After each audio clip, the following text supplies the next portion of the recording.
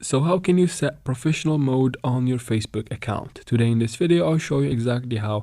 All you need to do is to follow carefully with me till the very end, and let's jump right into it.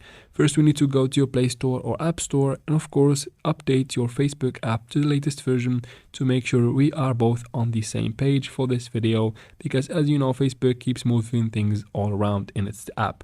After that, you can finally go ahead and open your Facebook app, make sure you are logged in, and then tap on your profile icon in the top right corner of the screen to go to your menu. From here, you need to open your profile, so go ahead and tap on your name right here. Once you open your profile, you need to tap on the three lines next to edit profile right there. So tap right here. And then the last option right here, it says turn on professional mode. Go ahead and tap on it. From here, in the bottom left corner, tap on request. So basically, you send the request and within few days, they will get back to you and tell you if you can actually set the professional mode for your account or not. And that is it for this video, guys. I hope it was useful. If it was, please like and comment down below. Don't forget to subscribe for future videos like this one, and thank you very much for watching.